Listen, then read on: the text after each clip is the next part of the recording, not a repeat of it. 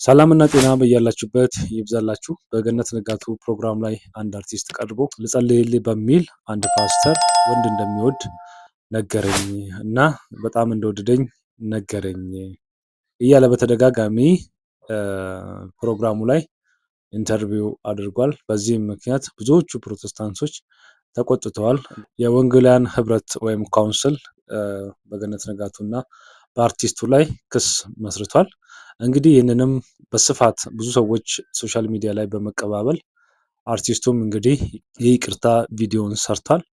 እንደዚህ አይነት ነገሮች ተበራክተዋል። እንደዚሁም ደግሞ በፕሮቴስታንት ውስጥ ሆነው ቄስ ነን የሚሉ ሰዎችም በዓለማዊ ሚዲያ ቀርበው እንደዚህ አይነት ነገሮች ይናገራሉ። ይሄ ከጥላቻ የመነጨ ነው። እንደዚህ አይነት ነገር ሊኖርም ላይኖርም ይችላሉ። ነገር ግን ሁሉንም መፈረጅ የለበትም የሚል አስተያየትም አለ። እንግዲህ ሰው ፍጹም አይደለም። በየትኛውም እምነት ውስጥ እንደዚህ አይነት ሰዎች በክፉ መንፈስ የተያዙ ሰዎች ሊኖሩ ይችላሉ። ነገር ግን ሁሉንም አንድ ላይ በመጠቅለል እንዲህ ናቸው ብሎ ማውራት ከጥላቻ የመነጨ ነገር ስለሚመስል ሰዎች ንግግራቸው ላይ መጠንቀቅ አለባቸው።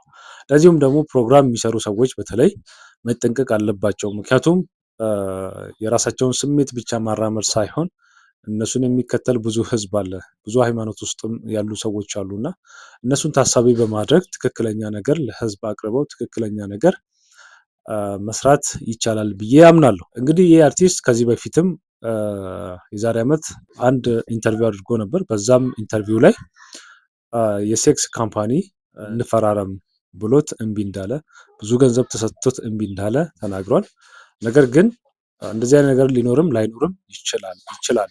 ግን ንግግራችን ላይ በሚዲያ ላይ ማጠንቀቅ አለብን። እንደዚሁም ደግሞ በውስጥ ሆናችሁ በሃይማኖት ውስጥ እየኖራችሁ ነገር ግን የራሳችሁን ሃይማኖት የምታሳጡ ሰዎችም ከድርጊታችሁ ልትቆጠቡ ይገባል እላለሁ። ምክንያቱም ያላችሁበትን ሃይማኖት በጣም ከጠላችሁና ደጋግማችሁ ክፉን ነገር ክፋትን ብቻ እያወጣችሁ የምታወሩ ከሆነ ለቃችሁ መሄድ ትችላላችሁ። የምትወዱትን ሃይማኖት መከተል ትችላላችሁ። ሁሌም የምትናገሩትን ሌላኛውን ወገን ያለውን ሃይማኖት መቀበል ትችላላችሁ እላለሁ። አሁን ህግ ይዞታል። እንደዚሁም ደግሞ እስከ መጨረሻው የወንጌላውያን አማኝ ህብረት እስከ መጨረሻው ቀጥቶ ደግሞ ለሌሎችም ማስተማሪያ እንዲሆን እላለሁ። እንደዚሁም ደግሞ በውስጥ ሆነውም ደግሞ ስም የሚያጠለሹ አሉ። እንደ አቤል አቡነ አይነት አሉ። እንደዚሁም ደግሞ እንደዚህ አይነት ቄስም አሉ።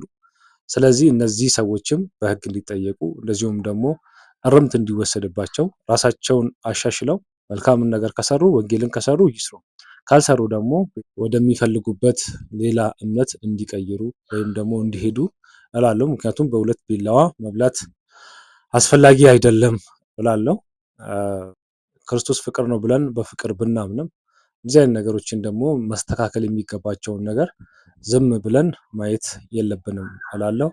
ስለተከታተላችሁኝ አመሰግናለሁ። ቪዲዮን ላይክ አድርጉልኝ። እንደዚሁም ደግሞ ቻናሌን ሰብስክራይብ እንድታደርጉልኝ በጌታ ፍቅር እጠይቃችኋለሁ። መልካም ጊዜ